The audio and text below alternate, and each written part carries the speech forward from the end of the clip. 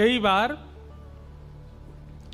हम लोग अपना हाथ दिखवाते हैं, ज्योतिषियों को अपनी कुंडली दिखाते हैं और उनसे कहते हैं कि भैया हमारी कुंडली देखो। तो एक ना एक ग्रह तो सबका खराब होता ही है।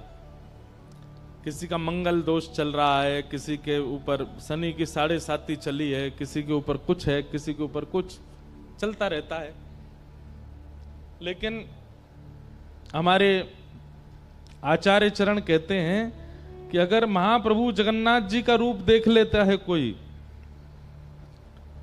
तो श्री जगन्नाथ जी के सर्वांगीण श्रृंगार में सारे ग्रहों की पूर्ति हो जाती है। ध्यान से सुनिएगा, इसी भाव को कह के फिर जगन्नाथ जी को प्रणाम कर लेंगे।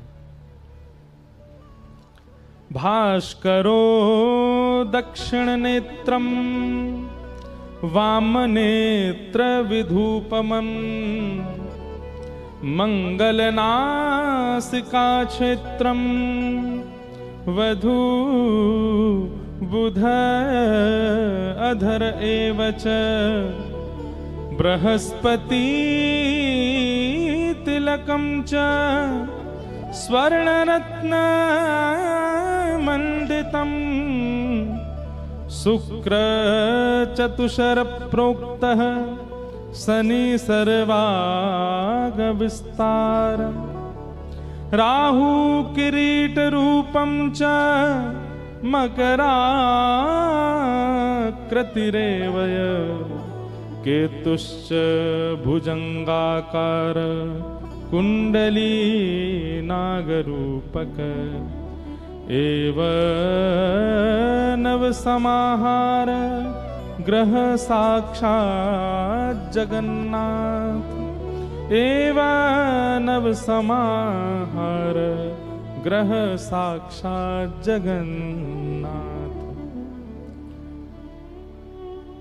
अब यहां पर बताया गया है कि श्री ठाकुर जी का, जगन्नाथ जी का कौन सा अंग देखने से आपका जो ग्रह खराब चल रहा हो वो ठीक हो जाएगा। जैसे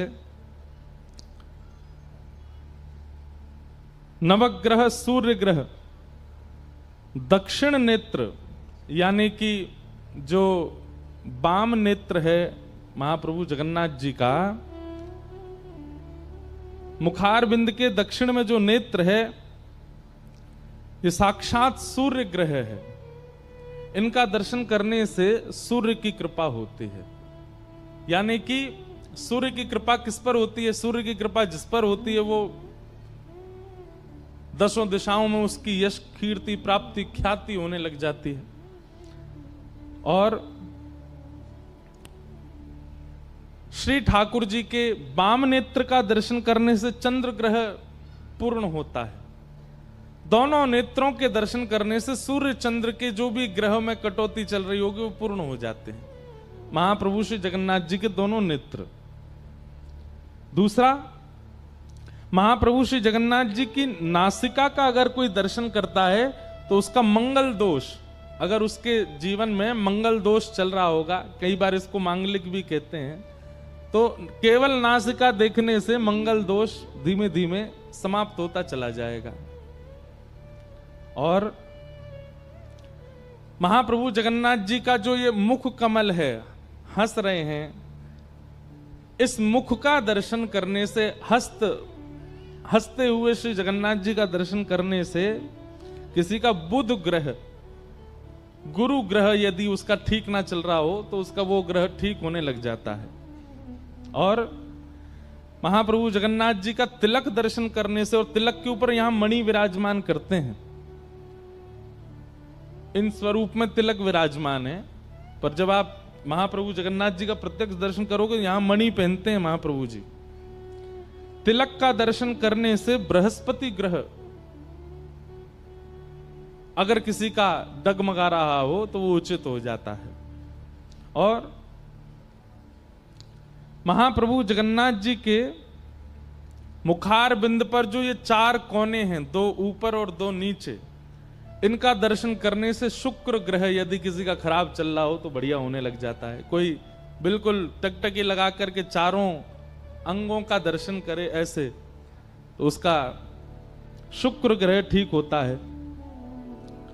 और महाप्रभु जगन्नाथ जी के मुखमंडल पर जो कालीमा है, जो कृष्ण वर्ण है, काले काले महाप्रभु हैं, इस काली मां का यदि कोई टकटकी लगा के दर्शन करे तो उसके ऊपर यदि शनि की दशा चल रही होगी तो वो मंगल हो जाती है। शनि की दशा बुरी नहीं होती। शनि की 7.5 अगर किसी पर चल रही हो और वो व्यक्ति अगर अपने कर्म ना सुधारे तो शनि उसको फिर 7 साल के लिए बड़े दंड देते हैं। और यदि वो व्यक्ति अपने कर्म शुद्ध रखे, व्यवहार शुद्ध रखे, बुद्धि शुद्ध रखे, क्रिया शुद्ध रखे, 7.5 वर्षों में अगर शनि आ जाए तो उसको खाक से कुछ बना भी देते हैं। तो शनि अनुकूल हो उसके लिए महाप्रभु जगन्नाथ जी के मुखमंडल पर जो श्याम वर्ण है इसका दर्शन करना चाहिए। भगवान जगन्नाथ जी के मुखमंडल पर जो स्वर्ण आकार है, जो स्वर्ण की रेखाएं हैं और जो स्वर्ण विराजमान है, उसका दर्शन करने से राहु ग्रह मंगल होता है। भगवान के मुखार बिंद के नीचे के अंगों का दर्शन करने से केतु ग्रह शुद्ध होता है। इस प्रकार अगर कोई व्यक्ति की टकटकी लगा करके नेत्र, नासिका, चारों कोने, वर्ण, मुस्कान और सर्वांगीण अंग को अपने नेत्रों में बसा लेता है और बस उस छवि का नित्य चिंतन करता रहता है, उसके सारे ग्रह अनुकूल हो जाते हैं। ऐसे महाप्रभु श्री जगन्नाथ जी नित्य दर्शन करना चाहिए। आप अपने फोन के वॉलपेपर पर जगन्नाथ जी का फोटो लगा लो, रोज सुबह उठ करके महाप्रभु जगन्नाथ जी को ही निहारो। आहा। और जो आपका ग्रह थोड़ा डगमगा रहा हो उस अंग को तो घूर घूर के देखो। लेकिन हम एक बात कहें, ये स्वार्थी जीव करेगा कि वो एक ही अंग को देखे ताकि उसका वो ग्रह ठीक हो जाए। लेकिन कोई वैष्णव होगा वो तो सर्वांगीण अंग का दर्शन करेगा, सर्वांगीण भाव का दर्शन करेगा। सीधी बात है, कृष्ण ग्रह ग्रहित आत्मा नवेद जगदीश्वर। महाप्रभु जगन्नाथ जी का सर्वांगीण अंग यदि कोई नित्य देखता है तो उसके ऊपर ना तो शनि ग्रह होता है, ना गुरु ग्रह होता है, ना बृहस्पति ग्रह होता है, ना कोई और ग्रह होता है। उसके ऊपर केवल एक ही ग्रह होता है। कौन सा? कृष्ण ग्रह। और जिस पर कृष्ण ग्रह हो जाता है उसको फिर और कोई ग्रह सताता नहीं है। ये नवग्रह सबके जीवन में होते, पर जिसके जीवन में कृष्ण ग्रह आता है नवग्रह कुछ नहीं कर पाते। राणा भेजा विष का प्याला, पीकर मीरा नाची रे। हैं? विष पी के कोई नाचता है? लेकिन महाराज सारे ग्रह थर थर कांप रहे मीराबाई के अंदर। क्यों? क्योंकि कृष्ण ग्रह लगा हुआ है।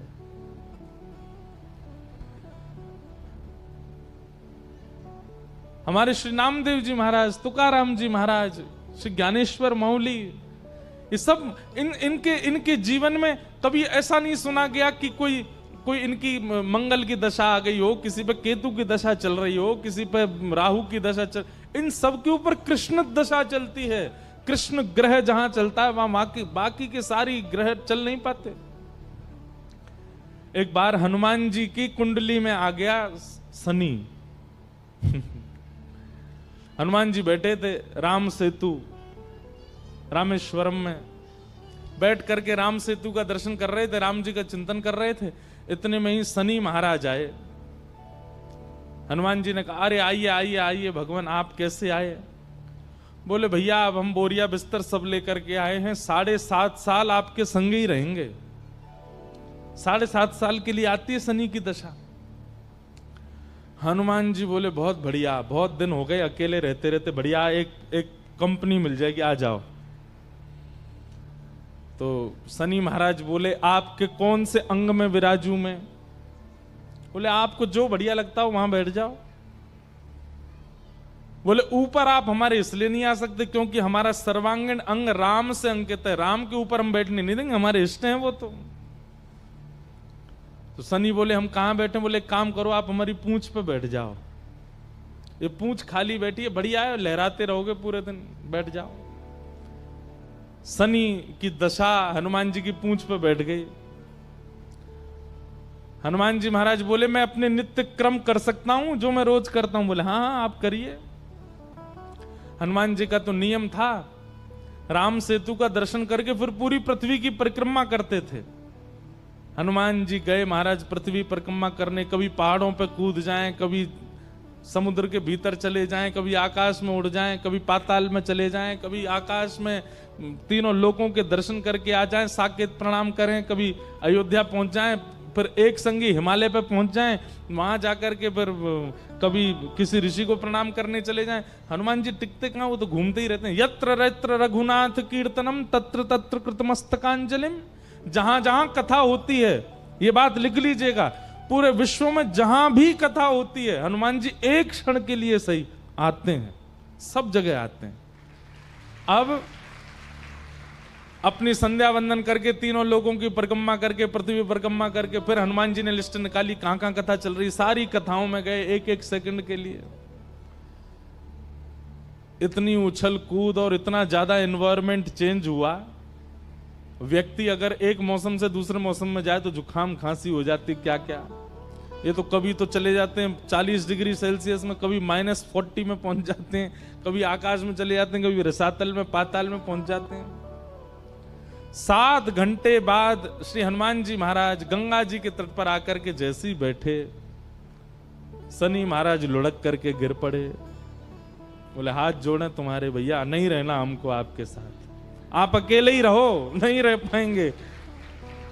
बोले 7 घंटे में आपने हमारी ये हालत कर दी, 7 साल में तो आप शनि पर ही शनि चढ़ा दोगे।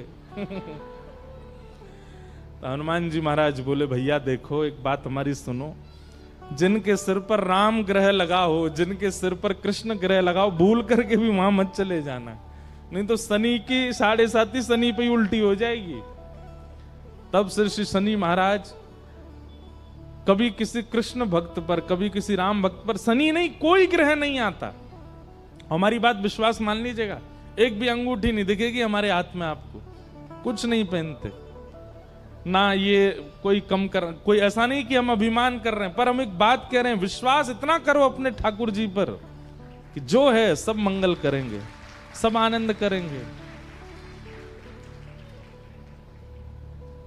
कभी देखा महादेव यहां मोती पहन के रहते हो, क्यों? क्रोध बहुत आता है? कई लोग यहां मोती पहनते हो, क्रोध आता है, कई यहां वो पुखराज पहनते हैं, कोई कुछ पहनते हैं। पहने, कोई अगर आपको गुरुजन आज्ञा करें तो निश्चित पहनिए, पर हमारी बात मान करके तो अपने ठाकुर पे भरोसा रखो, सब मंगल हो जाएगा। शनि महाराज जाते जाते हनुमान जी से बोले इतने घाव हो गए शरीर में, आपने कहां कहां उछल कूद करी है, इसका कोई निवारण बता दो। तो हनुमान जी महाराज ने राम नाम पढ़ करके सरसों का तेल चढ़ा दिया शनि महाराज पे, तब से लेके आज तक सरसों का तेल ही चढ़ रहा है शनि जी पर। आपके यहाँ महाराष्ट्र में एक स्थान है, अहमदनगर के पास में गया था, शनि सिग्नापुर, बहुत पहले छोटा था तब दर्शन करने गया था। अद्भुत स्थान शनि महाराज का। तो सब देवों को प्रणाम कीजिए, सब ग्रहों को प्रणाम कीजिए, लेकिन अपने इष्ट पर विश्वास कीजिए, वो इष्ट सब मंगल करेंगे। महाप्रभु जगन्नाथ जी जिसके चित्त में विराजमान, जिसके नेत्रों में विराजमान, जिसकी बुद्धि पर विराजमान, उस पर कोई ग्रह अपना वश नहीं कर सकता। जैसे होती है ना, आप जंगल में जाओगे तो वहां टेरिटरी होती है, एक टाइगर की टेरिटरी में दूसरा टाइगर नहीं आ सकता। ठीक वैसे ही एक देश का राष्ट्रपति है, वहां दूसरे राष्ट्रपति को जाने के लिए अनुमति लेनी पड़ती है। अपने देह के, अपने जीवन के राष्ट्रपति श्री जगन्नाथ जी को बनाओ, कोई और आ ही नहीं पाएगा, कोई और अपना आक्रमण कर ही नहीं पाएगा। तो ऐसे महाप्रभु जगन्नाथ जी को बारंबार प्रणाम करते हैं। बोलो जगन्नाथ जगन्नाथ जगन्नाथ रक्षमाम, महाबाहो महाबाहो महाबाहो महिमा। तो ये भी नियम हो ही गया कि रोज जगन्नाथ जी को याद करके कथा में जाएंगे। आज हम कथा थोड़ी सी हनुमान जी की तरह हम भी थोड़े न भागेंगे, आप सब लोग ध्यान पूर्वक सुन लीजिएगा। तो कल हम लोगों ने सुना कि पांडवों ने स्वर्गारोहण किया और अपने बालक परीक्षित को राज्य गद्दी पर बिठाया। परीक्षित ब्राह्मणों के नेतृत्व में धीरे धीरे बड़े हुए। एक दिन राजा परीक्षित जब राजा बन गए, उनका विवाह हो गया, उनके बच्चे भी हो गए, एक दिन भ्रमण के लिए निकले, तब उनको कलयुग मिला। और कलयुग कैसे मिला? वृषभ के 4 पैर होते हैं बैल के, 3 पैर काट चुका है, 1 पैर बचा है, उसको भी काट रहा है। बहुत सावधानी से सुनिएगा। वृषभ यानी बैल, यानी कि हमारा धर्म। धर्म के 4 पैर होते हैं, सत्य, दान, दया और पवित्रता। ये 4 गुण यदि आपके अंदर हैं तो आप धार्मिक माने जाओगे, नहीं तो नहीं। सबसे पहला सत्य, दूसरा दान, तीसरा दया और चौथा पवित्रता। सत्य, दान, दया और पवित्रता, अगर ये 4 गुण आपके अंदर नहीं है तो आप धार्मिक नहीं हो। कलयुग इन 4 को ही नष्ट करने का प्रयास करता है, और धीरे धीरे ये 4 ही हम सब में कम होती जा रही हैं। सत्य दूर दूर तक नहीं है अब हमारे जीवन में। असत्य संभाषण करते हैं। आप लोग एक काम कीजिए, वो कई लोग काउंटर लगा के रखते हैं, हाथ में नाम जप करते हैं, वो काउंटर खरीद लीजिए और रखिए अपने हाथ में, और प्रतिदिन आप विचार किया कीजिए कि आज सुबह उठने से रात्रि सोने तक मैंने एक भी झूठ नहीं बोला। उसको दबाइए और सहज रहिएगा। या फिर जब भी आप झूठ बोलते हैं तब उसको दबाइए, ये ज्यादा अच्छा है, दबता तो भी रहेगा। और हर महीने की 30 तारीख को चेक किया कीजिए कितना संख्या पहुंची उसकी। नाम जब तो सब लोग गिन लेते हैं, उसमें हमने 2000 नाम जपे, 2.5 लाख नाम जपे, हमने 5 लाख नाम जपे। उसका हम विरोध नहीं कर रहे, करना ही चाहिए, नाम जप के लिए होनी चाहिए। काउंटर रखो, माला रखो, जो आपको अच्छा लगे रखो, पर एक बार मेरे कहे से उसको शून्य कीजिए और अब नाम जप मत गिनिए उसमें। आप असत्य कितना बोलते हैं, जब जब आप असत्य, एक बच्चे को भी आप जब झूठ बोलते हो ना कि अच्छा चल शाम को तुझे घुमाने ले जाऊंगा, झूठ बोल दिया कि शांत हो जाए, तब भी दबाओ। और हर महीने की 30 तारीख को देखा कीजिए, इतना महीने में नाम जप नहीं होता होगा जितना झूठ बोलते हैं हम अपने आप को धार्मिक बोलते हैं? नहीं। असत्य संभाषण। और धर्म का पहला स्वरूप क्या है? सत्य। दूसरा स्वरूप है दान।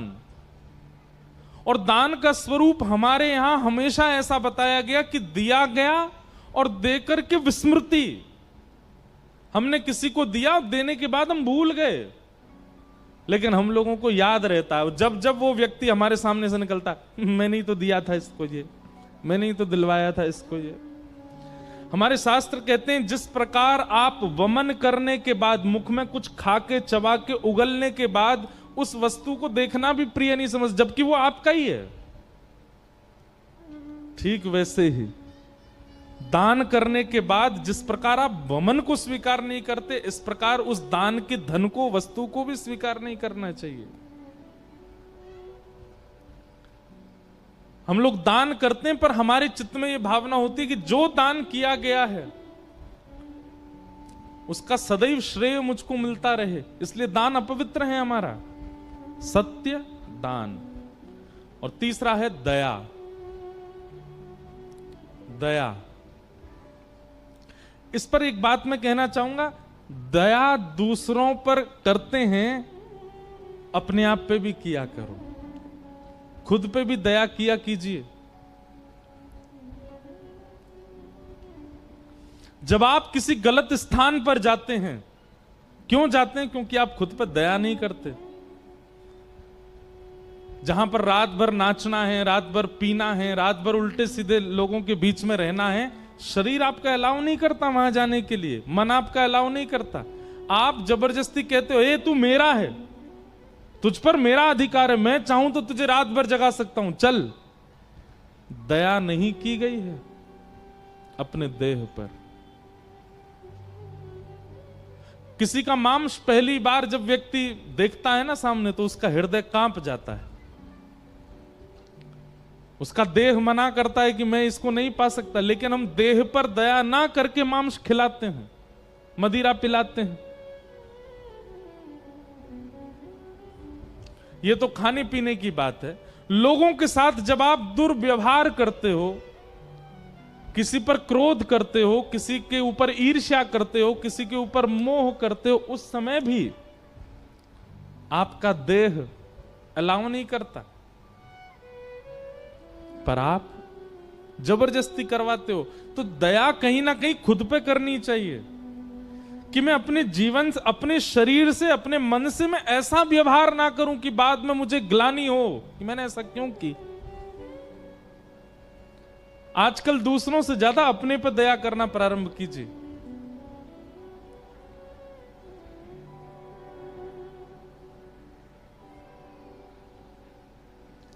सत्य, दान, दया, और चौथा है पवित्रता। धर्म का चौथा रूप है पवित्रता। पवित्रता के रूप में हम लोग केवल शरीर को पवित्र करते हैं, पर मन, बुद्धि, चित्त इतने अपवित्र हैं कि भीतर कोई झांक के देख ले।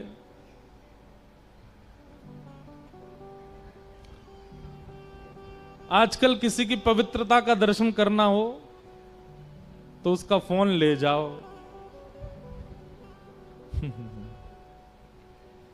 हमारे भाई लोग जो संग रहते हैं, कभी कभी हम उनका फोन धर लेते हैं, रात भर नींद नहीं आती उनको। क्यों? कुछ नहीं है, फिर भी हर व्यक्ति की अपवित्रता वहां है। हम लोग पवित्र हैं, बाहर से दिखाते हैं, केवल धोती पहन ली, बगलबंदी पहन ली, चंदन फोटा लगा लिए, लंबी चोटी रख ली और बने घूम रहे हैं भगत, पर पवित्रता नहीं है। सत्य, दान, दया और पवित्रता, ये चार धर्म के स्वरूप हैं। हम तो कहते हैं चारों तो लाना बहुत मुश्किल है, कोई एक ही चारों में से अगर परिपूर्ण रूप से हमारे जीवन में आ जाए तो भी हम धार्मिक कहलाएंगे। सत्य ही आ जाए, सत्य नहीं तो दया ही आ जाए, दया नहीं तो दान ही आ जाए, दान नहीं तो पवित्रता ही आ जाए, कुछ तो आवे। सत्य, दान, दया और पवित्रता। तो कलयुग क्या कर रहा है? इन चारों को काट रहा है। तीन तो काट चुका है, सत्य, दान और दया, एक बची है केवल पवित्रता।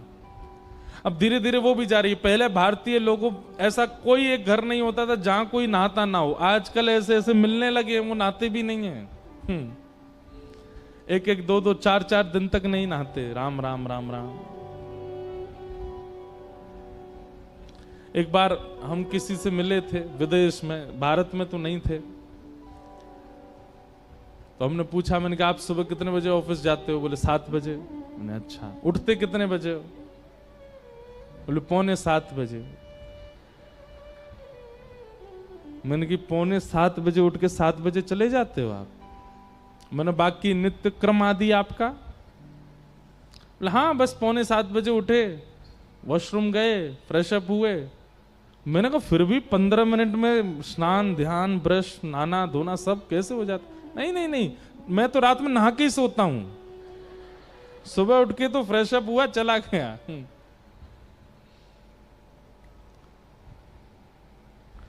कम से कम पवित्रता के रूप में इतना बचा है कि कई लोग रोज नहाते हैं।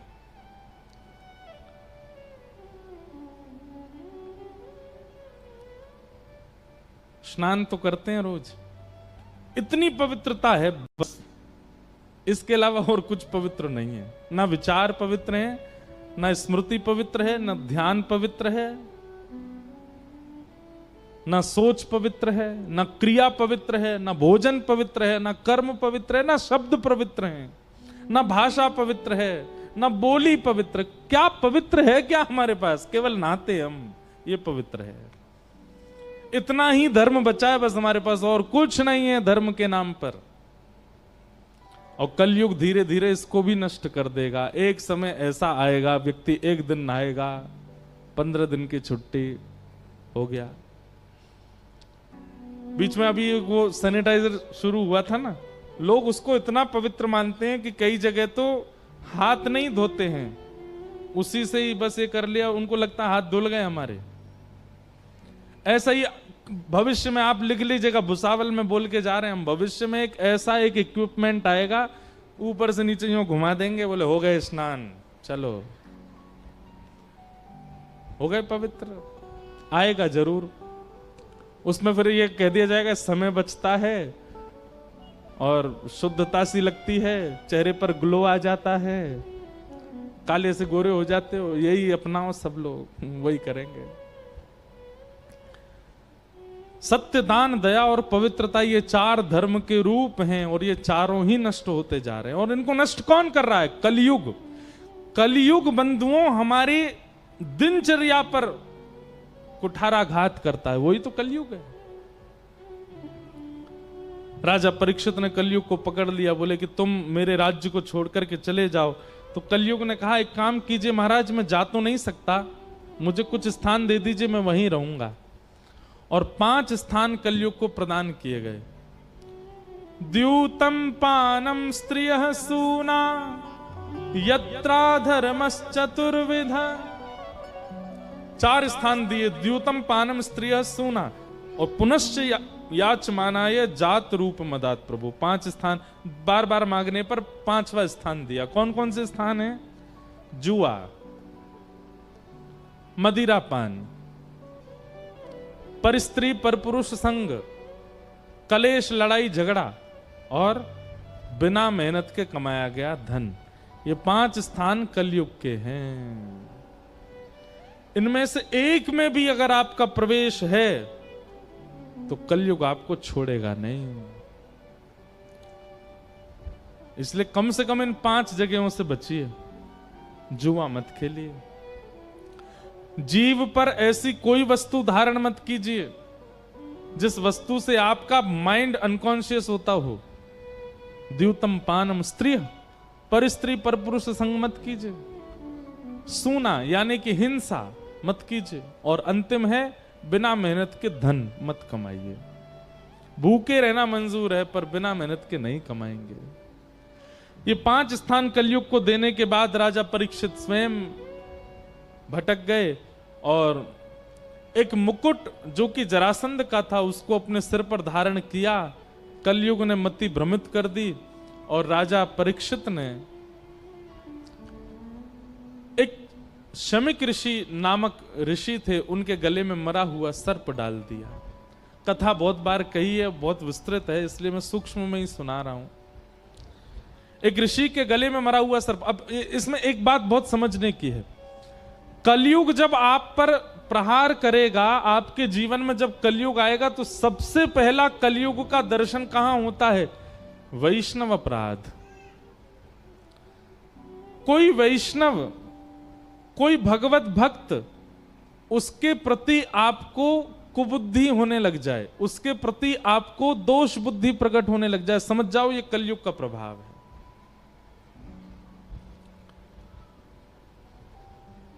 कोई भजन करता है, साधन करता है, कथा सुनाता है, मंदिर जाता है, सेवा करता है, अर्चन करता है, और आप उसको जब देखते हैं तो आपके मन में आता है ये तो पाखंडी है, ये तो नौटंकी करता है, ये तो ऐसे है, ये तो वैसे। ये कलयुग का प्रभाव है, सबसे पहला प्रभाव। वही हुआ, राजा परीक्षित ने शमिक ऋषि के गले में मरा हुआ सर्प डाल दिया। ये दृश्य शमिक ऋषि के पुत्र श्रृंगी को जब पता चला कि मेरे पिता के गले में मरा हुआ सर्प डाल दिया, उन्होंने श्राप दे दिया। आज के ठीक 7वें दिन तक्षक सर्प के दंशन से राजा परीक्षित की मृत्यु हो जाएगी। राजा परीक्षित को जैसे ही पता चला कि मुझे मृत्यु का श्राप लगा है, मुकुट उतार दिया था तो जो कुबुद्धि प्रगति थी वो शांत हो गई और राजा परीक्षित बहुत व्याकुल हो गए। अब मैं क्या करूं? अपने पुत्र को राज्य गद्दी पर बिठा करके राजा परीक्षित गंगा के तट पर चले गए और वहां संतों से जाकर के बोले जल्दी मरने वाले की मुक्ति का उपाय बताइए। तभी वहां सुखदेव जी का आगमन हुआ और सुखदेव जी ने राजा परीक्षित को भागवत की कथा सुनाई। बोलो भक्तवत्सल भगवान की। ध्यान से सुनिएगा। राजा परीक्षित कहते हैं कि जल्दी मरने वाले की मुक्ति का उपाय क्या है? तब यहां से द्वितीय स्कंद की कथा प्रारंभ होती है और श्री सुखदेव जी महाराज बोलना प्रारंभ करते हैं। वरीयानेशते प्रश्न क्रतो लोकहितं नृप आत्मवेद सम्मतः पुंसाम् श्रोतव्यादिषु यः परः। राजन, तुम मुक्ति का उपाय मत पूछो।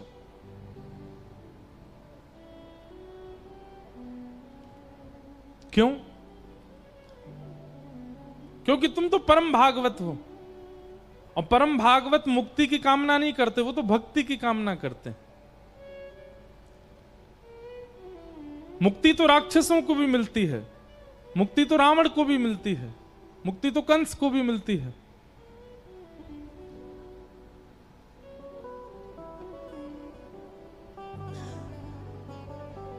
श्री पुंडलीक वरद श्री हरि विठल ज्ञान देव तुकाराम श्री पंडरीनाथ भगवान की।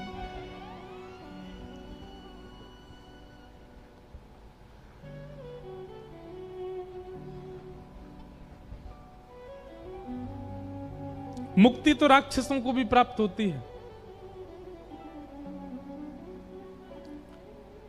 और मुक्ति का और भक्ति का एक ही अंतर मैं कथाओं में बताया करता हूं कि मुक्ति मतलब मृत्यु के बाद ठाकुर जी का साक्षात्कार।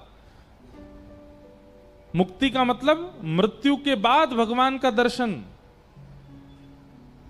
और भक्ति का मतलब जीते जी भगवान का दर्शन। जनाबाई ने मुक्ति की कामना नहीं की, भक्ति की कामना की। मीराबाई ने मुक्ति की कामना नहीं की, भक्ति की कामना की। कर्माबाई, करमेती बाई, ये सब वो हैं जिन्होंने कभी मुक्ति की कामना। भगवान स्वयं श्रीमद् भागवत में कहते हैं दीयमान न ग्रहणंती, मैं 5 प्रकार की मुक्ति प्रदान करता हूं पर वो मुक्ति की कामना नहीं करते मैया, वही मेरे अनन्य भक्त हैं। भगवान कपिल बताते हैं देवूती माता को, मुक्ति की कामना नहीं करते।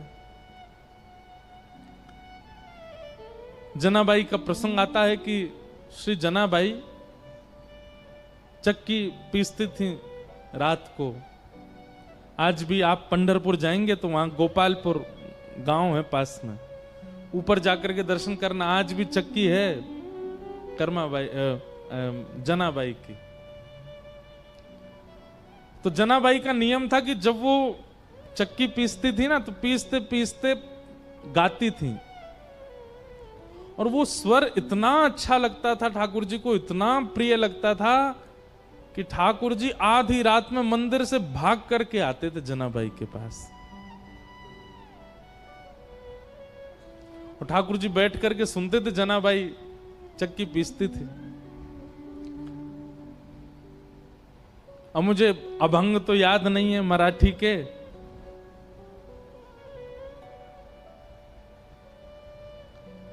पर कोई जनाबाई का ऐसा भाव याद आएगा कभी तो होगा। अभी अगले 3 दिन में आया तो मैं सुनाऊंगा कुछ।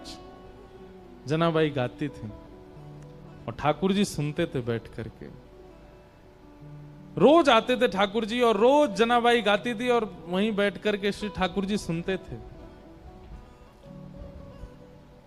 एक दिन ठाकुर जी गए और जनाबाई ऐसे चक्की पीस रही थी तो ठाकुर जी बोले, ए जना ये चक्की मत पीस। तो जनाबाई बोली, क्यों? ये घर घर घर आवाज करती है तो तेरा स्वर जो है वो अच्छे से मुझे सुनाई नहीं देता, इसको नहीं पीसेगी शांति रहेगी, तेरा स्वर स्वच्छंद सुनाई देगा मुझको। आप विचार करो ठाकुर जी को कितना प्रिय लगता है। तो जनाबाई बोलती, चक्की नहीं पीसूंगी तो आटा कहां से होगा, आटा नहीं होगा तो रोटी कैसे बनेगी, रोटी नहीं बनेगी तो फिर सब खाएंगे क्या, और सब कुछ नहीं खाएंगे तो फिर मुझे डांटनी पड़ेगी, है आटा नहीं है। तुम तो बस सुनने आ जाते हो रोज रोज यहां पर, मुझे तो सुबह रोटी बनानी, नामदेव जी पूरा परिवार भोजन करेगा। नामदेव जी के यहां सेवा करती थी ना जनाबाई।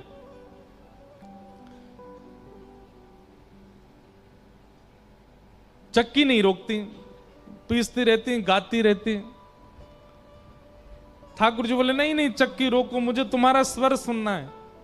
तो जनाबाई बोलती थोड़ा सा रह गया है, एक काम करो, अब मैं पीसूंगी तो धीरे धीरे चलेगा, तुम भी हाथ लगाओ थोड़ा सा। तो ठाकुर जी हाथ लगाते जनाबाई के साथ और साथ में बैठ करके दोनों पीसते, और पीसते पीसते जनाबाई गाती, ठाकुर जी को सुनाती।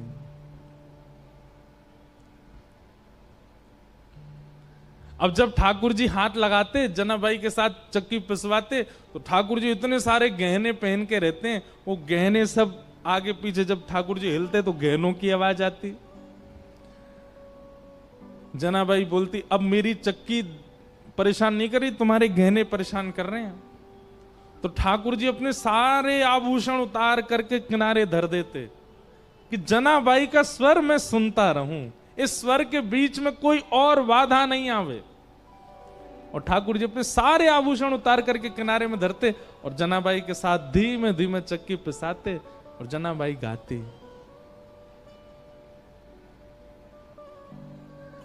अब जनाबाई का तो पद याद नहीं, पर मीराबाई का एक पद याद है।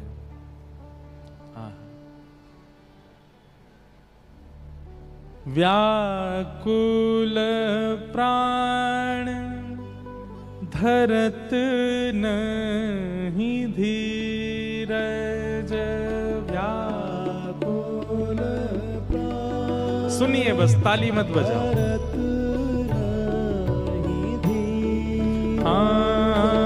व्याकुल प्राण धरत नहीं धीरज, व्याकुल प्राण धरत नहीं धीरज।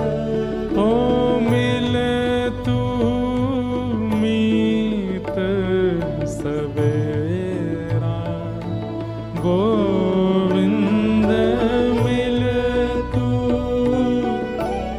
मीराबाई कह रही है मेरे प्राण अब धीरज नहीं रखते हैं, मैं इन प्राणों को कब तक बचा करके रखूं, श्याम सुंदर अब तो मिल जाओ ना मुझे। पिया मोरा गोविंद कब मिले, पिया मोरा गोविंद कब मिले, पिया मोरा। देखो ये भी एक संयोग है, मीराबाई का पद है पर नेत्र बंद करके दिख जनाबाई रही। जनाबाई चक्की पीस रही हैं, ठाकुर जी हाथ लगवा रहे हैं, अपने सारे गहने उतार करके ठाकुर जी, कोई आवाज ना हो, हाथ के अपने स्वर्ण के कड़ूला भी उतार दिए, पैर की पाजेब, क्योंकि ठाकुर जी हिलते हैं तो आवाज होती है। स्वच्छंद जनाबाई का स्वर मेरे कान में जाना चाहिए। और ठाकुर जी नेत्र बंद करके जनाबाई के स्वर सुनते हैं। जनाबाई कहती है कुछ भोजन किया आपने? ठाकुर जी कहते हैं हाँ किया। क्या पाया? विठल भगवान कहते हैं पूरन पोली पाई। अच्छा पूरन पोली पाई? बोले हाँ। और कल क्या खाया था आपने? ठाकुर जी बोले कल भी पूरन पोली। परसों क्या खाया था? और छोटी सी जनाबाई, उसको कुछ और तो आता नहीं बात करना, ठाकुर जी से ऐसी बात करती है सहज बात, आज नहाए थे, पानी गर्म था कि ठंडा था, ऐसे पूछती है। एक बात लिख लीजिएगा भैया, ठाकुर जी चतुरों को नहीं मिलते, सरल को मिलते हैं, सहज को मिलते, जो ज्यादा जानता ही नहीं दुनियादारी, उसको मिलते हैं ठाकुर जी। जनाबाई कहती परसों भी पूरन पोली खाई थी? बोले हाँ। और उससे पहले? बोले उससे जब से मंदिर में बैठा हूं तब से पूरन पोली खाता हूं रोज। जनाबाई के नेत्र आंसू आ गए। बोले मुझे कोई रोज पूरन पोली खिलाए, मेरा तो मन नहीं करेगा।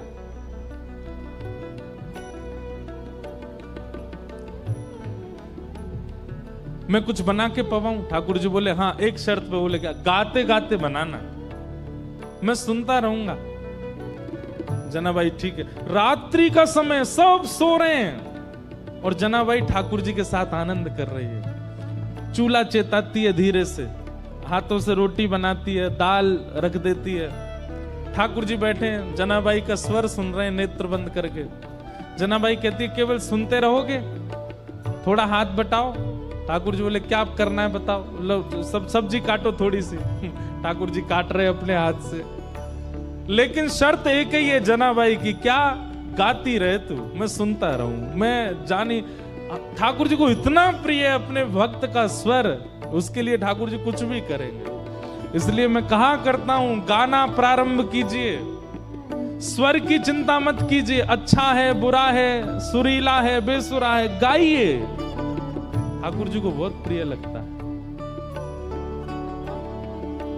कब हो मिले पिया मोरा गोविंद, कब हो मिले पिया मोरा गोविंद, कब हो मिले पिया मोरा गोविंद, कब हो मिले पिया मोरा। प्रसाद शुद्ध कर देती है जनाबाई। ठाकुर जी के आगे जब पधराती है, ठाकुर जी पाने बैठते हैं। अच्छा पेट भरा हुआ है ठाकुर जी का, प्रसाद पाके आए मंदिर से, लेकिन जना ने बनाया है और गाते गाते बनाया है, इसलिए ठाकुर जी लोभ में पा रहे हैं। और बीच बीच में जनाबाई के कुछ मन में आ जाता है, ऐसे नहीं ऐसे पाओ, अपने हाथ से तोड़ के खुद खिलाती है और ठाकुर जी पाते हैं उसके हाथ से। ये मुक्ति में प्राप्त नहीं हो सकती स्थिति, ये तो भक्ति में ही प्राप्त होगी। मुक्ति में तो क्या होगा, वैकुंठ में एक जगह मिल जाएगी, बैठे रहो वहां पे। पर भक्ति में तो जीते जी अभी इसी अवस्था में, इसी स्थिति में, इसी काल में, इसी जन्म में ठाकुर जी प्रत्यक्ष सामने आ जाएंगे और वो सब अनुभव प्रदान करेंगे जो सब भक्तों को प्राप्त होता है। और बहुत अच्छा चरित्र है जनाबाई का। इसके बाद की लीला थोड़ी सी हृदय को थोड़ी पीड़ा तो देती है, पर है लीला। फिर ऐसा हुआ कि सुबह का समय हो गया, ठाकुर जी बैठे रहे पूरी रात। इतने में ही मंगल बाजे बजने लगे, घंटे घड़ियाल बजने लगे। पंडरीनाथ भगवान की मंगला आरती, उसको काकड़ा आरती बोलते हैं, काकड़ा आरती का समय हुआ। ठाकुर जी बोले ए जना, मैं तो भूल ही गया। बोले क्या हो गया? बोले मंदिर में आरती होने वाली है। तो जनाबाई बोली जल्दी जाओ, मंदिर जाओ। और जनाबाई थोड़ी भावुक हो गई। ठाकुर जी बोले तू क्यों भावुक होती? बोले पूरे दिन कल सोए नहीं, रात भर मैंने सोने दिया नहीं, अब फिर से दिन में जाके उठ जाओगे, ठंडे ठंडे पानी से सब तुमको नहलाएंगे, तुमको दूध से नहलाएंगे, बिल्कुल आराम नहीं करने दिया मैंने। ठाकुर जी बोले तू भी तो नहीं करेगी तो मैं भी नहीं करूंगा। इतना सुख ठाकुर जी जनाबाई को। तो जना तुरंत ठाकुर जी जाने लगे तो जनाबाई से बोले ए सुन, तू अपनी सॉल दे दे। क्यों?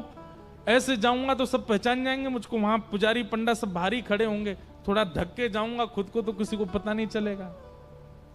और जनाबाई की सॉल लपेट करके श्री पंडरीनाथ भगवान पहुंचे मंदिर। बाहर पंडा पुजारी खड़े थे, चुपचाप ठाकुर जी मुंह ढकढका के भीतर घुस गए। पंडाओं ने सोचा कोई होंगे, भीतर के सेवक होंगे। और भीतर जाकर के ठाकुर जी जैसे ही अपनी वेदी के ऊपर खड़े हुए ही थे, इतने में ही कपाट खुल गए, सॉल उतार ही नहीं पाए ठाकुर जी।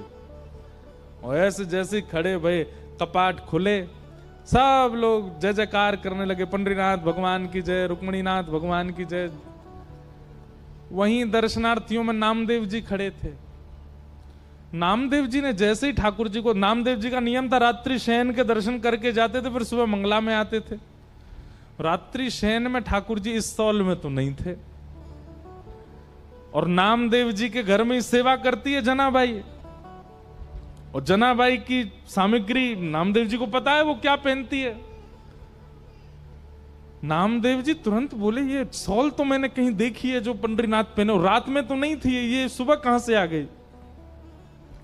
नामदेव जी बोले, कहां देखी कहां देखी कहां देखी? सोचते सोचते सोचते उनको याद आया, अरे ये तो हमारे घर में सेविका जना पहन के घूमती है, ये तो वही सॉल है। उसकी कढ़ाई आदि बिल्कुल वैसी थी। तो कई बार आश्चर्यचकित वस्तु दिखती है तो आप अचानक से बोल पड़ते हो, और नामदेव जी बोल पड़े, ये तो जना की सॉल है। अब नामदेव जी जितनी देर सोच रहे थे उतनी देर वैसे ही मंदिर में बड़ी भगदड़ हो गई थी। क्यों? क्योंकि जैसे ही कपाट खोले और ठाकुर जी का जब दर्शन किया तो ठाकुर जी के जितने आभूषण थे वो थे ही नहीं। क्यों? ठाकुर जी तो रात में वहीं चक्की पर छोड़े आए थे जनाबाई के पास में, और यहां सब मंदिर में भाग दौड़ होने लगी। बोले, अरे ठाकुर जी के आभूषण कहां है, आभूषण कहां? और इसी समय नामदेव जी सोच रहे थे सॉल किसकी है, और अचानक से उनके मुख से निकला, ये सॉल तो जना की है। सारे पुजारियों ने रुक के कहा, क्या कहा? ये सॉल जनाबाई की है? बोला, हाँ। इसका मतलब आपके यहां जो जनाबाई है वही आकर के और यहां पे जो है सब चोरी करके चली गई, ठाकुर जी के सब आभूषण ले गई। किसी ने भी सदविचार नहीं किया, सबने दुर्विचार किया कि जनाबाई सब ठाकुर जी के आभूषण चुरा के चले गए। यहां जनाबाई रात भर का जो उसका अनुभव था उसको आनंद ले रही थी, स्नान ध्यान करके आज बड़ी प्रसन्न है, तिलक लगाती है, सुंदर साड़ी पहनती है और बढ़िया सुंदर अपना गजरा बांधती है। ठाकुर जी ने रात में जो सुख दिया उसको भूल नहीं पा रही है। और इतने में ही सब पुजारी आ गए और पुजारियों ने आकर के कहा, ए जना, तू ठाकुर जी के आभूषण चुरा के लाई? जनाबाई को अचानक याद आया। बोले, अरे रात में चक्की पीसते समय आवाज हो रही थी तो उन्होंने उतार के चक्की के पास ही रख दिए थे। अब जनाबाई इतने लोगों को कैसे समझाए? प्रेम का यह स्वरूप है कि वो संख्यकों को नहीं समझाया जा सकता। अब जनाबाई बोलती कि वो आए थे, पिसवा रहे थे, कौन सुनने को तैयार होता उस समय? पुजारियों ने कहा, ऐसे नहीं बताई कि ढूंढो। अंदर जाकर के सब देखा तो चक्की के पास ही ठाकुर जी के आभूषण मिल गए। ठाकुर जी की लीला कैसी विचित्र है, कभी कभी तो गुस्सा आ जाता है ठाकुर जी पे, ऐसा क्यों करते हैं ठाकुर जी? खुद ही छोड़ के गए सारे आभूषण। सब पुजारियों ने जनाबाई को घेर लिया, बोले कि इसने हमारे ठाकुर जी के आभूषण चुराए हैं, इसको दंड मिलना चाहिए। जनाबाई नीची नजर करके नेत्रों से अश्रु गिर रहे हैं पर मन से बड़ी प्रसन्न है। वाह पांडुरंगा, बड़े नटखट हो, रात में लीला करते हो, सुख देते हो, प्रेम करते हो, और फिर सुबह ऐसे सबके बीच में आरोप लगवा रहे हो। लेकिन भक्त का स्वभाव होता है, तेरे फूलों से भी प्यार, तेरे कांटों से भी प्यार, तू जो भी देना चाहे दे दे मेरे करता, सब स्वीकार। और पंढरपुर में एक घनघोर बादल ने आकर के आक्रमण किया। सब लोगों ने निश्चित किया कि जनाबाई को सूली पर चढ़ा दो, इसने ठाकुर जी के आभूषण चुराए। लोगों को पता चले कि पंडरीनाथ भगवान की किसी भी वस्तु का हरण करने से क्या होता है। थोड़ा सा रोष किया जनाबाई ने। पंडरीनाथ के सामने जनाबाई कहती हैं, बोले कि नाथ, मुझे सूली पर चढ़ने में दिक्कत नहीं, पर कल को आपके भगत बहुत डरेंगे। जैसे रात में मेरे घर आ गए थे, मैंने तो द्वार खोल के भीतर बुला लिया था, कल को किसी और के घर जाओगे तो कोई द्वार खोलेगा नहीं। आपका क्या पता, कहीं कड़ूला छोड़ के चले जाओ, कहीं मुकुट छोड़ के चले जाओ, सुबह आरोप लगे तो। लेकिन जनाबाई क्रोध तो कर रही है लेकिन प्रेम में कर रही है, ठीक है, पर मुझे स्वीकार है। किसी ने प्रश्न किया, नामदेव जी ने क्यों नहीं रोका? क्योंकि नामदेव जी जान गए थे कि ठाकुर जी अब जना को संसार में नहीं देखना चाहते, उसको अपने नित्य निकुंज में बुलाना चाहते हैं, वो सदा उनके पास रहे, ठाकुर जी की वो इच्छा है। सब लोगों ने सूली बना दी और जनाबाई को उस पर चढ़ा दिया। लेकिन जैसे ही जनाबाई सूली के ऊपर गई, विट्ठल को स्मरण करके नेत्र सजल हो गए। ये हो नहीं सकता है, ये ठाकुर जी होने नहीं देंगे। और इतने में ही लाखों लोगों के सामने देखते ही देखते जो सूली बनाई थी वो पिघल गई, पिघल करके अंतर ध्यान हो गई। कोई सूली नहीं थी, जनाबाई स्वच्छंद खड़ी थी। ठाकुर जी ने उसको पिघला दिया, एक मोम की तरह पूरी सूली पिघल गई। लेकिन जनाबाई अब वापस संसार में आने वाली नहीं थी और खड़े खड़े जनाबाई ने वहीं अपने देह का त्याग कर दिया और श्री ठाकुर जी की नित्य लीला में प्रवेश कर गए। आज भी जनाबाई का गोपालपुर गांव है पंढरपुर के पास, वहां सब व्यवस्थित है। जनाबाई के हाथ के थपे हुए कंडे जिनमें से विट्ठल विट्ठल स्वर आता था वो भी रखे हैं। और ठाकुर जी ने श्री नित्य लीला में प्रवेश करा दिया जनाबाई को। ठाकुर जी की लीला को कभी कोई नहीं समझ सकता, वो कब कहां क्या किस रूप में करना चाह रहे हैं। नामदेव जी के नेत्र सजल हो गए और पता चला कि श्री जना जो है ये तो ठाकुर जी की लीला में जा चुकी है।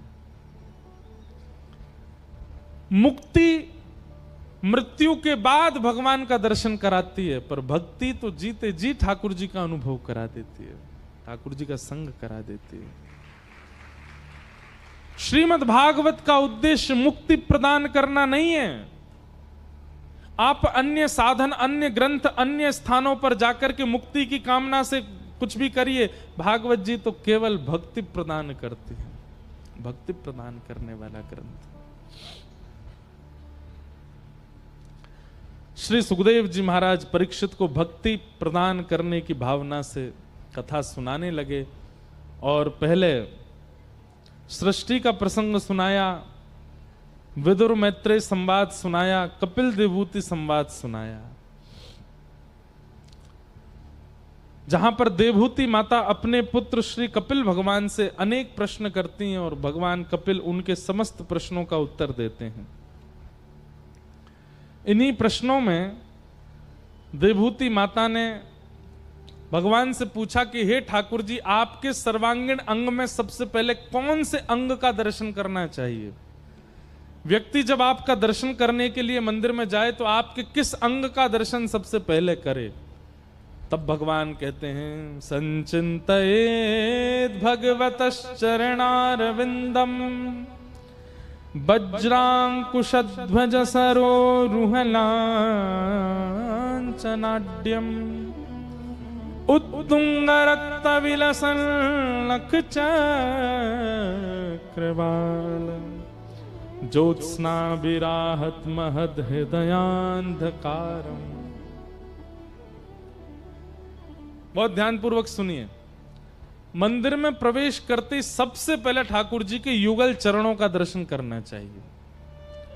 ठाकुर जी चाहे कितने भी सुंदर बन के खड़े हों, कितने भी बढ़िया पोशाक पहनी हो, कितना भी मुख उनका चमक रहा हो, आप सबसे पहले नजर गाड़ के उनके चरण ही देखो। कई मंदिर ऐसे वहां चरण दर्शन नहीं होते, जैसे श्री जगन्नाथ जी, अब यहां चरण दर्शन नहीं हो रहे, तो क्या करना है?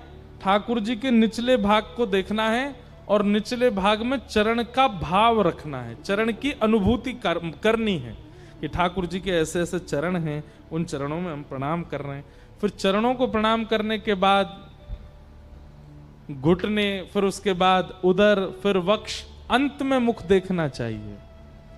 नीचे से ऊपर ठाकुर जी का दर्शन करना चाहिए। हम क्या करते हैं? मुख ही मुख देख के निकल जाते हैं, कभी अवसर मिलता तब नीचे आके चरण आदि देख के फिर जाते हैं।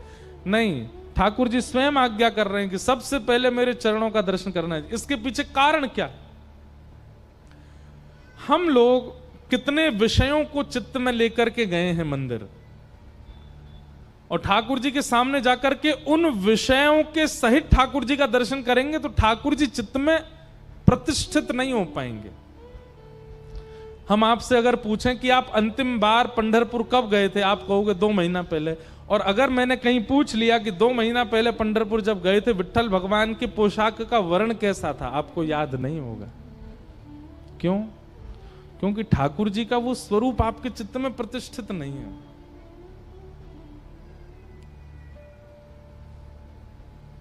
पर आपसे पूछा जाए कि जब आपका ब्याह हुआ था तब आपकी पत्नी ने कौन से कलर की साड़ी पहनी थी ब्याह पे, आपको याद होगा।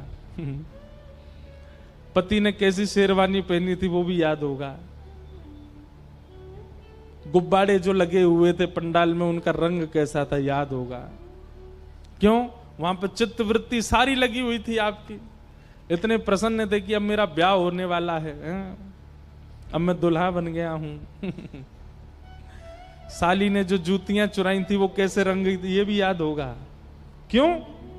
क्योंकि वहां आपकी चित्तवृत्ति पूरी लगी थी। मंदिर में ठाकुर जी का वर्ण कैसा था ये आपको याद नहीं है।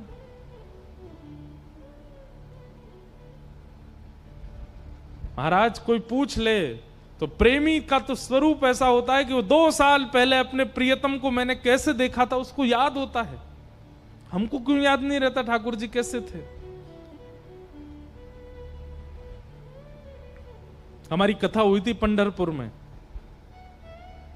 श्री पंडरीनाथ भगवान के रोज दर्शन करने जाते थे और प्रत्येक दिन की स्मृति है कि कौन कौन से वर्ण के वस्त्र ठाकुर जी पहनते थे, कौन से दिन कैसी पाग होती थी, कैसी पोशाक होती थी, कैसी माला होती थी, सब याद है। और ये याद करना नहीं पड़ता, ये कोई पढ़ाई थोड़ी है कि याद करना है बैठ के आपको। मंदिर दर्शन करने गए, बाहर रटते जा रहे हैं नीली पोशाक, नीली पोशाक, नीली पोशाक, नीली पोशाक।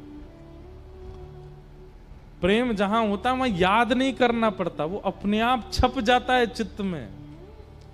ऐसी छपाई हो ठाकुर जी के दर्शन के चित्त में, उसके लिए सबसे पहले चरणों का दर्शन करो। क्यों? क्योंकि चरणों में इतने सारे ठाकुर जी के चिन्ह बने हुए हैं। वज्रांकुश ध्वज सरोरुहलांचनाड्यम, वज्र बना है, अंकुश बना है, ध्वज बना है, गदा बनी है। इन सब चिन्हों से क्या होता है, हमारे मन में जितने भी विकार होते हैं, जितने भी हमारे मन में और भावनाएं चल रही होती हैं, वो सब शांत हो जाती हैं।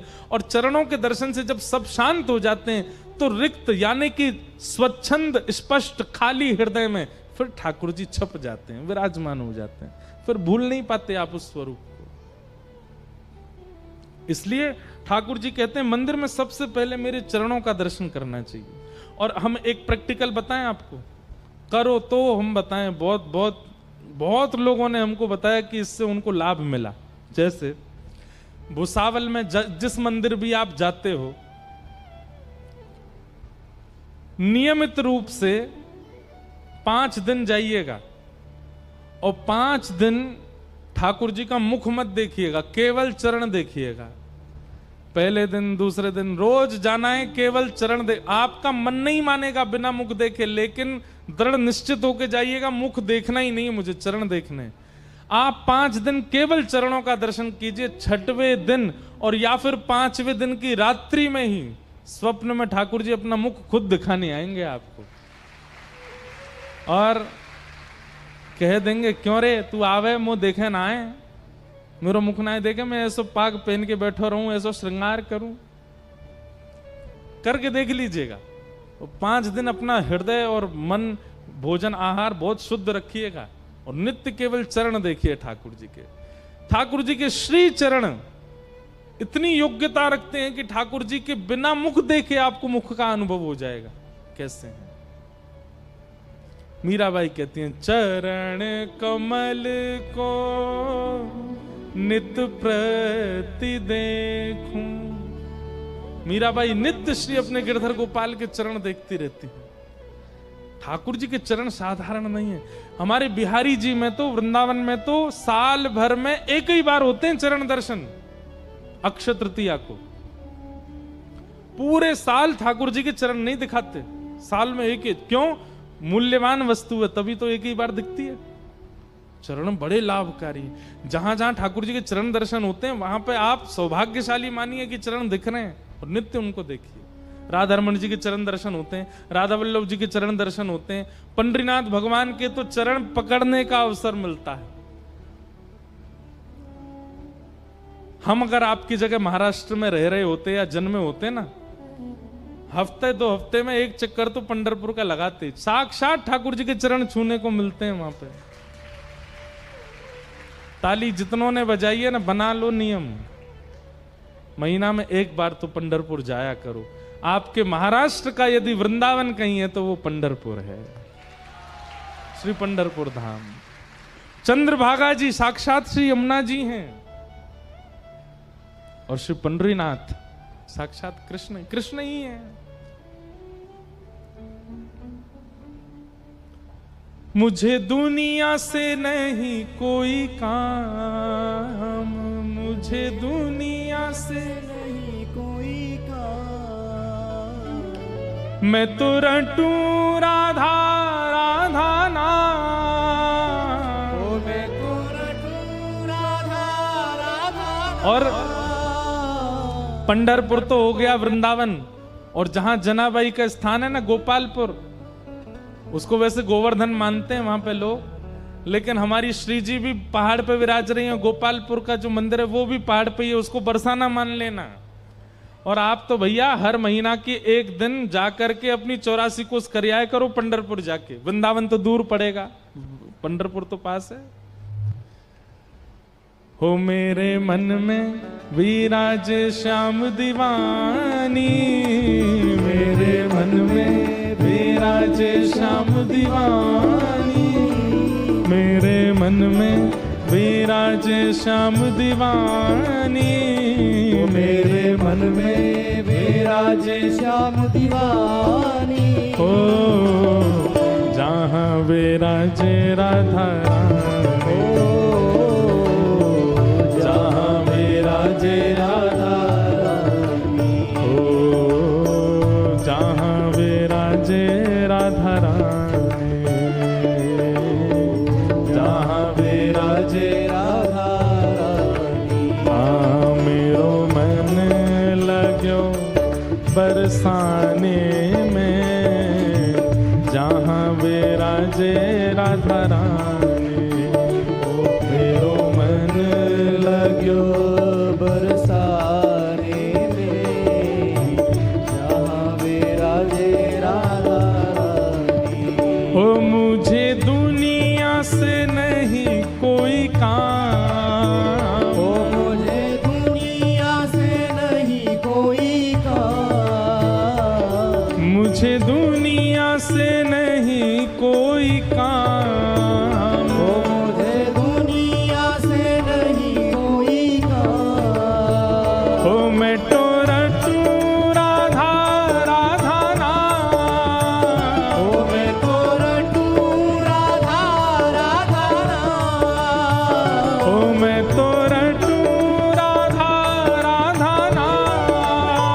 ओ मैं तो रटूं राधा राधा नाम। भुजा उठा के ओ जय राधे राधे, जय राधे राधे, श्री राधे राधे, श्री राधे राधे, जय राधे राधे, जय राधे राधे, श्री राधे राधे, जय राधे राधे, जय राधे राधे, जय राधे राधे, श्री राधे राधे।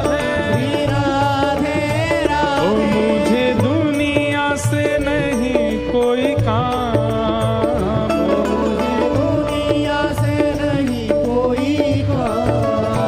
हाँ मैं तो रटू राधा राधा नाम, मैं तो तो रटूं राधा राधा नाम। दर्शन करूं शुभ शाम, दर्शन करूं शुभ शाम। ओ मेरे मन में विराजे श्याम दीवानी, मेरे मन में विराजे श्याम दीवानी। ओ मेरे मन में विराजे श्यामा प्यारी, मेरे मन में विराजे श्यामा प्यारी। आइए ओ जहाँ विराजे राधा रानी, जहाँ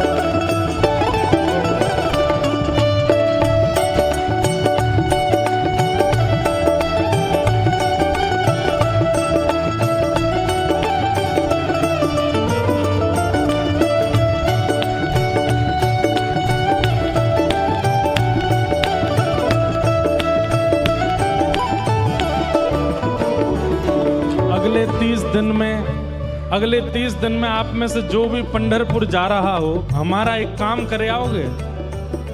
श्री पंडरीनाथ भगवान के सामने जैसे ही पहुंचो, दोनों भुजा उठा के बोलियो, बोल वृषभानु के जमाई की। वैसे तो मैं भी जा रहा हूं अगले हफ्ते, लेकिन अगर चाहते हैं कि महाराज पंडरीनाथ भगवान प्रसन्न हो जाएं, सब कहते हैं रुक्मणी रमण भगवान की जय, पंडरीनाथ भगवान की जय, विठल भगवान की जय। आप लोग कहियो वृषभानु के जमाई की जय। हमारे वृंदावन में तो जो भी जाता है सब यही कहते हैं वृषभानु की जय। ठाकुर जी खुश हो जाते होंगे, वाह हमारे ससुराल पक्ष को नाम लेकर के हमको प्रणाम कर रहे हैं। बोल वृषभानु के जमाई की।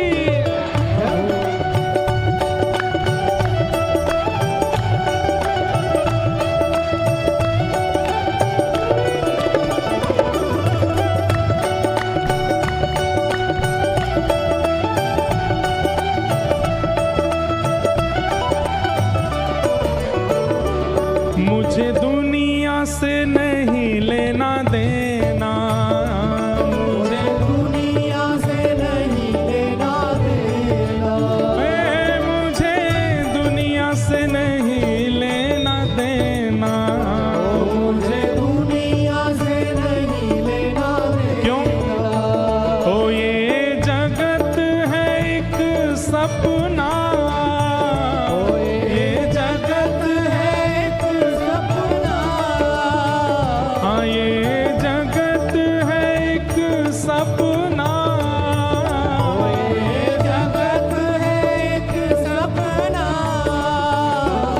यहाँ कोई नहीं अपना, यहाँ कोई नहीं अपना, ओ यहाँ कोई नहीं अपना, यहाँ कोई नहीं अपना। गाइए, ओ मेरी अपनी वृषभानु दुलारी, मेरी अपनी वृषभानु।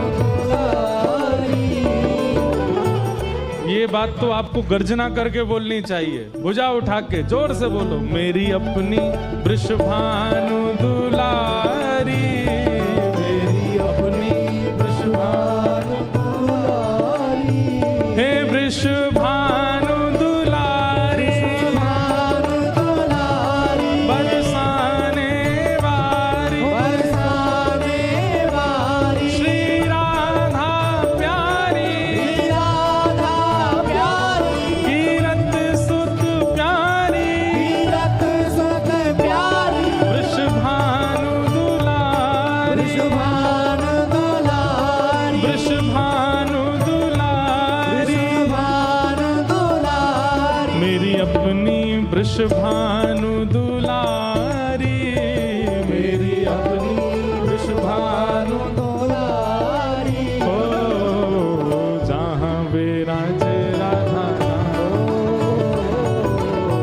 जहाँ विराज राधा, ओ मेरो मन लग्यो बरसाने में, जहाँ विराज राधा रानी। मेरो मन लग्यो बरसाने में, जहाँ विराजे राधा रानी।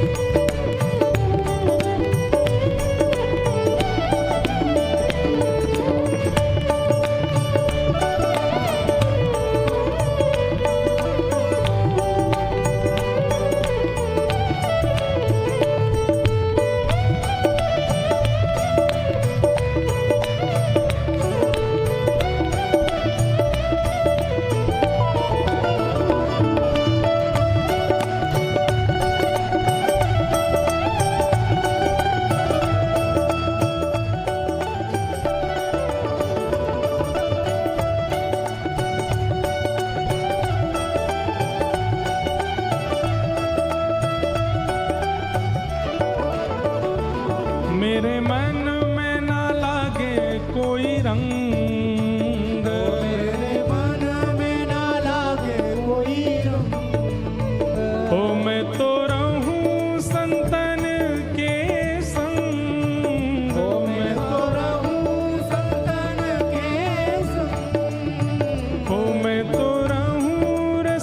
रसिकन के संग मैं तो रहूं रसिकन के संग। ओ मेरे मन में बढ़त उमंग, ओ मेरे मन में बढ़त उमंग। ओ मेरे मन में बढ़त उमंग, ओ मेरे मन में बढ़त उमंग। और ओ बरसाना विरज रज धानी, बरसाना विरज रजधानी। ओ बरसाना विरज रज धानी, बरसाना विरज रजधानी। ओ जहाँ विराजे राधा रानी, जहाँ विराजे राधा रानी। लाइए मेरो मन लग्यो बरसाने में, जहाँ विराजे श्यामा प्यारे। मेरो मन लग्यो बरसाने में, जहाँ विराजे राधा रानी। हे बरसाने में, राधे वृंदावन में, राधे राधे गोवर्धन में, राधे राधे पंढरपुर में, राधे राधे सब मिल गावे, राधे राधे भाव से गावे, राधे राधे प्रेम से बोले, राधे राधे वृषभानु दुलारी, राधे राधे बरसाने वाली, राधे राधे कीरत सुत प्यारी, राधे राधे हरिवंश प्यारी, राधे राधे हरिदास दुलारी, राधे राधे वृंदावन वाली, राधे राधे जय राधे राधे, राधे राधे श्री राधे राधे, राधे राधे जय राधे राधे, राधे राधे जय राधे राधे, राधे राधे जय राधे राधे, राधे राधे श्री राधे राधे, राधे राधे जय राधे राधे, राधे राधे जय राधे राधे, राधे राधे श्री राधे राधे, जय राधे राधे, जय राधे राधे, जय राधे राधे, श्री राधे राधे, जय राधे राधे, जय राधे राधे, श्री राधे राधे, विठ्ठल विठ्ठल, विठ्ठल विठ्ठल, विठ्ठल विठ्ठल, विठ्ठल विठ्ठल, विठ्ठल विठ्ठल, विठ्ठल विठ्ठल, पांडुरंग विठ्ठल, श्री पांडुरंग विठ्ठल, श्री पांडुरंग विठ्ठल, हे आई बाप्पा विठ्ठल,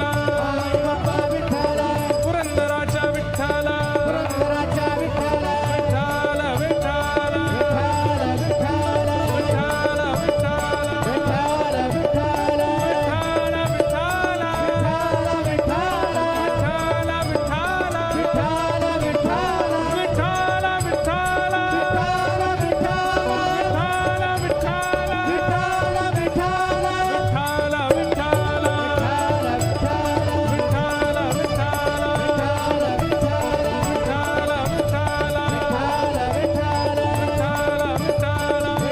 विठ्ठल, जय जय श्री राम, जय जय श्री राम, जय जय श्री राम।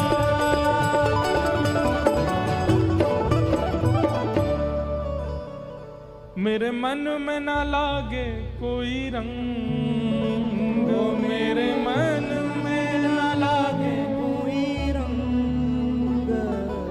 मैं तो रहूं रसिकन के संग, मैं तो रहूं रसिकन के संग।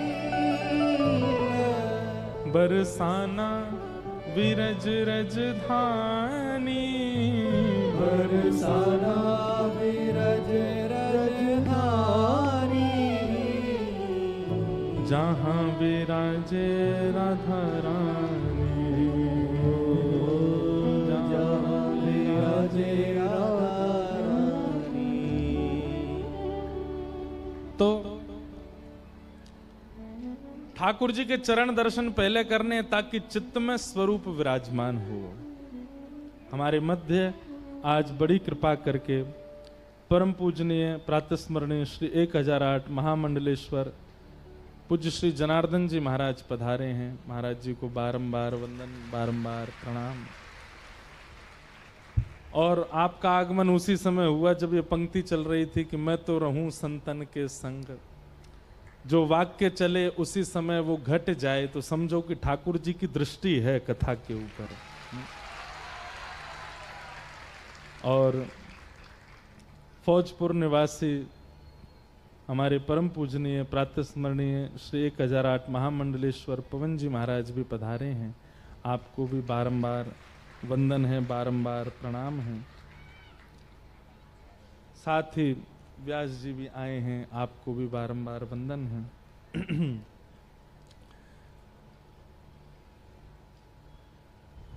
ठाकुर जी के चरण दर्शन की महिमा भगवान कपिल बताते हैं देवूति माता को। इस प्रकार से देवूति माता के अनेक प्रश्नों का उत्तर ठाकुर जी देते हैं। तत्पश्चात सती चरित्र कहा गया और श्री ध्रुव जी महाराज का प्रसंग सुनाया। बाल अवस्था में श्री ध्रुव जी को अल्प 5 महीने के केवल भजन साधन से श्री ठाकुर जी का दर्शन हो गया।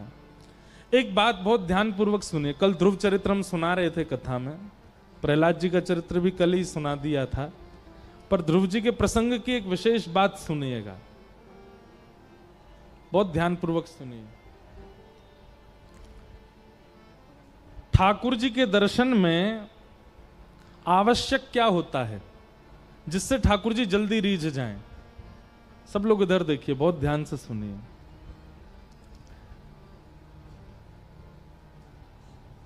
प्रहलाद जी महाराज भागवत जी में कहते हैं, न दानम न तपोनिज्य न शौचम न व्रतानि च प्रीयते मलया भक्त्या हरिरन्यत विडंबनम। बहुत ध्यान से सुनिए। न दानम न तपः, एज्य कहते हैं यज्ञ को, न दानम न तपोनेज्य न शौच्यम, बहुत पवित्रता, न व्रतानि च, ना व्रत से। इन सब से ठाकुर जी मिलेंगे ये कंफर्म नहीं है। आप 30 दिन के महीने में 25 दिन व्रत करते हो, 5 ही दिन भोजन करते हो, ठाकुर जी मिलेंगे? दिन में 4 बार स्नान करते हो, सुबह उठ के फिर स्नान, शाम दोपहर में फिर स्नान, शाम को फिर स्नान, रात्रि सोने से पहले फिर स्नान, इतनी पवित्रता का ध्यान रखते हो, ठाकुर जी मिलेंगे? नहीं मिलेंगे। आप बहुत दान करते हो, ठाकुर जी मिलेंगे? नहीं मिलेंगे। कंफर्मेशन नहीं है ये, तो बस ये कि आप कर लीजिए, आपको पुण्य भले ही मिल जाएगा, आप शुद्ध हो जाओगे, आपके पाप कट जाएंगे, पर ठाकुर जी की प्राप्ति इन सबसे प्रमाणित नहीं है। न दानम न तपोनेज्य न शौच्यम न व्रतानि च। तो प्रहलाद जी कहते हैं फिर कैसे मिलेंगे? बोले प्रियते मलया भक्त्या हरिरन्यत विडंबनम। अब आप में से कई लोग कहेंगे अभी अभी तो आप दान की महिमा बता रहे थे, थोड़ी देर पहले पवित्रता की महिमा बता रहे थे, और अभी अचानक से आप स्विच हो गए, अपने आप ही कह रहे हो कि इनसे ठाकुर जी नहीं मिलेंगे। हमारी बात बहुत ध्यान से सुनना। आपने हमसे कहा महाराज जी हमारे घर आओ भोजन करने, हमने कहा ठीक है। आपने कहा सुनिए सुबह कुछ पाके मत आइएगा, थोड़ा थोड़ा जगह रख के आना, हम बहुत सारा सामान बनाएंगे। हमने कहा ठीक है। अब हम सुबह ना तो बाल भोग किया ना राज भोग किया, सीधे रात्रि में प्रसाद पाने, कथा के बाद वैसी भूख बहुत लगती है, आ गए घर। आपने इतनी बड़ी थाल रख दिया सामने, बोले ये महाराज जी तोरई की सब्जी है, घिया की सब्जी, पनीर की सब्जी, मटर की सब्जी, और ये उसकी सब्जी उसकी सब्जी, सब्जियां बना दी 8 प्रकार की। हम अभी प्रतीक्षा कर रहे हैं और भी कुछ आ रहा होगा। अब मिष्ठान आया, ये गुलाब जामुन, रसगुल्ला, बर्फी, ये पेड़ा आदि आदि। उसके बाद नमकीन आई, ये रतलामी भुजिया, ये बीकानेरी भुजिया, ये वहां का पापड़, ये महाराष्ट्र का पापड़, ये वो पापड़। और सब पधराने के बाद आप हाथ जोड़ के बैठे, पाइए। हम कहे भले आदमी रोटी तो दीजिए। आप बोले सब बनाया, रोटी ही नहीं बनाई है, बस आपके लिए सब कुछ तैयार किया पर रोटी नहीं बनाई है हमने। बताइए, बहुत भूखा व्यक्ति हो, उसको केवल आप सब्जियां प्रदान कर दो, या कोई भोजन पाने बैठा हो, सब्जी से कह दो पेट भरो अपना, तृप्त नहीं हो पाएगा। खा तो लेगा लेकिन तृप्ति का अनुभव नहीं होगा।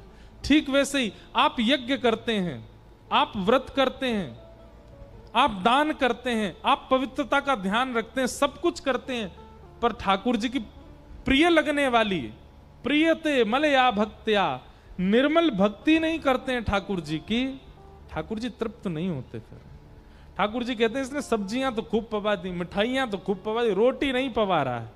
और कोई बहुत भूखा व्यक्ति हो, उसको आप बहुत सब्जियां मत दो, लेकिन उससे कह दो भैया रोटी तो रखी है घर में। बहुत भूखा व्यक्ति पानी से रोटियां भी खा लेगा और रोटी से तृप्त हो जाएगा।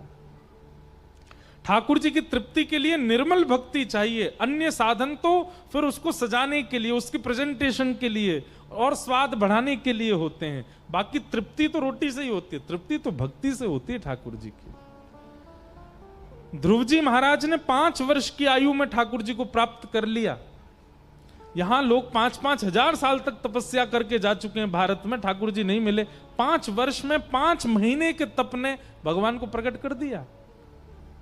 इससे क्या प्रमाणित होता है कि बहुत लंबे समय तक भजन करना, इससे ठाकुर जी मिलते हैं? नहीं। कई लोग कहते हैं 4 घंटे महाराज जी रोज पूजा करता हूं मैं, सुबह 5 बजे बैठ जाता हूं ठाकुर जी के सामने, और मैं उठते कितने बजे? 9 बजे उठता हूं। फिर चाहे इस बीच में ब्रह्मा आ जाए मैं हिलता नहीं हूं।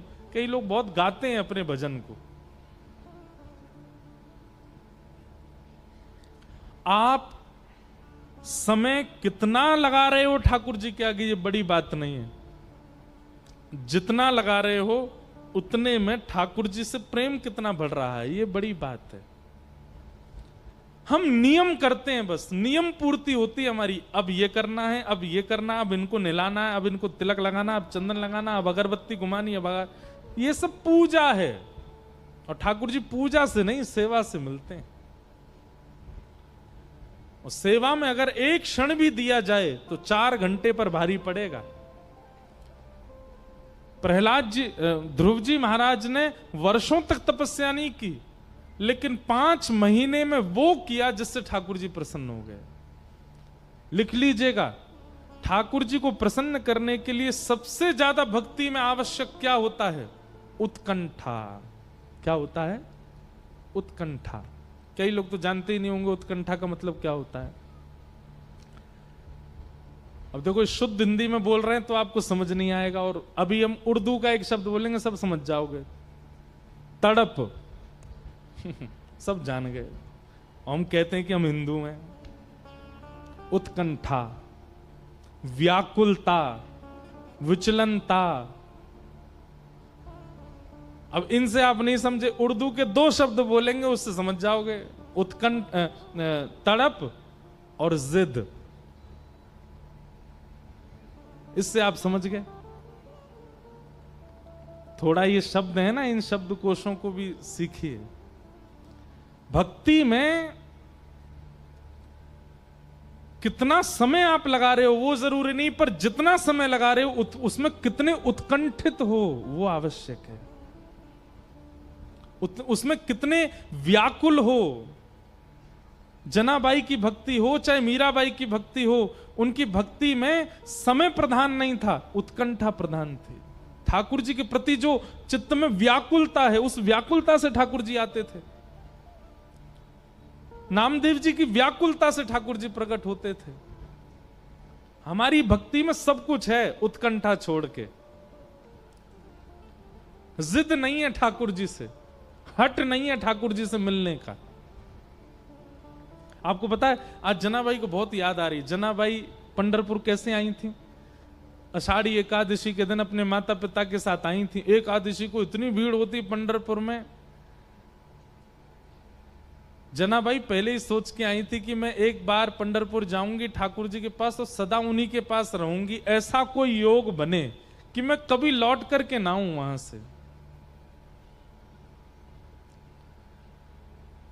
और अब कई कथाएं सुनी हमने। एक जगह तो ऐसा सुना, माता पिता बाल्यकाल में चले गए थे, पर एक कथा हमने ऐसी सुनी, कैसी कि जनाबाई अपने माता पिता के साथ गई और इतनी भीड़ थी कि अपने माता पिता से बिछुड़ गई, हाथ छूट गया पिताजी का, खो गई।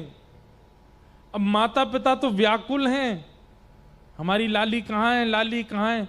और जनाबाई जैसे ही माता पिता से बिछड़ी नाचने लगी, खुश हो गई, बोले अब अच्छा, अब यहीं रहूंगी मैं।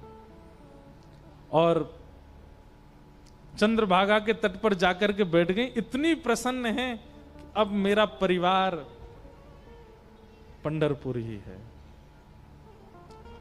माझी बहिण चंद्रभागा, माझी बहिण चंद्रभागा, करित से पाप भंग, करित से पाप भंग, माझे माहिर पंढरी, आहे भीवर चातेरे। वाह, देखो हमने बोल दी, मराठी बोली है, आज मोटी ताई नहीं बोला। मोठी है ना, मोती है मोठी ताई। अब जो भी है ठीक है, अब बार बार मत बुलवाओ। बाप आई,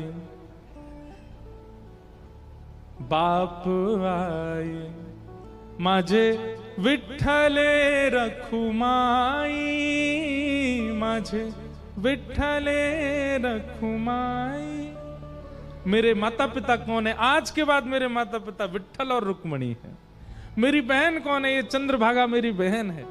मेरा परिवार कौन है? ये पंढरपुर में आने वाले सारे वैष्णव मेरे परिवार है। जनाबाई ऐसे आई ठाकुर जी के पास और फिर 4 दिन तक रोती रही। क्यों? इतनी भीड़ की दर्शन ही नहीं हुए पंडरीनाथ जी के। तब रोती हुई जनाबाई को एक महात्मा, एक साधक अपने यहां ले गए, वही थे श्री नामदेव जी महाराज। वो तो रोती क्यों है? बोले मेरे विठ्ठल कब मिलेंगे, मुझे विठ्ठल कब मिलेंगे। ये उत्कंठा, ये व्याकुलता, ये मिलने की अत्यंत तीव्र इच्छा भक्ति में ये आवश्यक है, और हमारे अंदर यही नहीं है।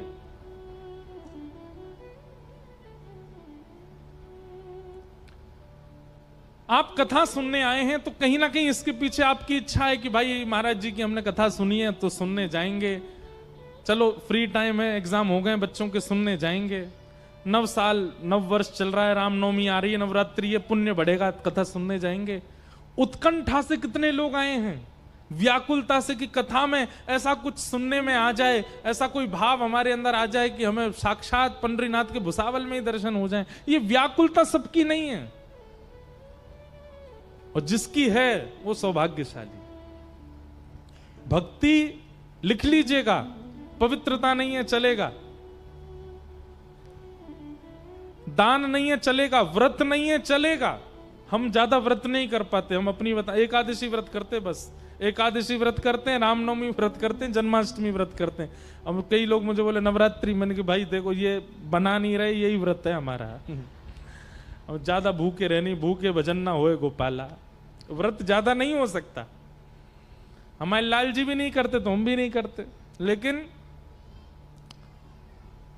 अच्छा एक बात बताऊं, मैं कथा में एक बात पर बहुत जोर देता हूं कि आदमी जीव का व्रत करता है कि इसको साबूदाना खिलाएंगे, इसको खिचड़ी खिलाएंगे, इसको अन्न नहीं खिलाएंगे। भाई सबसे बड़ा एक बात बता दें, आज सबसे बड़ा व्रत क्या है, इसका व्रत करके दिखा दो। अन्न छोड़ना बड़ी बात नहीं रह गई आज के डेट में। आपको पता अन्न व्रत की प्रथा क्यों शुरू हुई थी? क्योंकि प्राचीन काल में भोजन ही था, व्यक्ति के पास और कुछ नहीं था। वो मेहनत करता था भोजन पाने के लिए, इतना खाता था, सुबह भी खाता, दोपहर में भी खाता, मध्याह्न में भी खाता, बीच में और खाता, फिर रात में फिर खाता, सोने से पहले फिर खा लेता। इसलिए हमारे आचार्यों ने कहा भाई इतना भोजन करेगा व्यक्ति तो इसके कोई व्रत बनाओ। फिर व्रत बना दिए, एकादशी का व्रत, सोमवार का व्रत, मंगलवार का व्रत, ये व्रत, ताकि अन्न कम खाएगा तो कम से कम स्वस्थ रहेगा। इसलिए व्रत में अन्न त्याग बनाया। पर अब जमाना बदल गया है। कई बच्चे ऐसे हैं वो सो के ही 2 बजे उठे, ना तो उन्होंने नाश्ता किया ना उन्होंने दोपहर का भोजन किया। व्रत तो आधा दिन का वैसे ही हो गया उनका। व्रत करना कोई बड़ी बात नहीं है आज के दिन। कोई बहुत इतराया मत कीजिए वो लोग जो 9 दिन का व्रत करते हैं। तो हम 9 दिन हो गए अन्न नहीं खा रहे, मैं मानूं तब आपको कि फोन छोड़ के दिखाओ 9 दिन के लिए।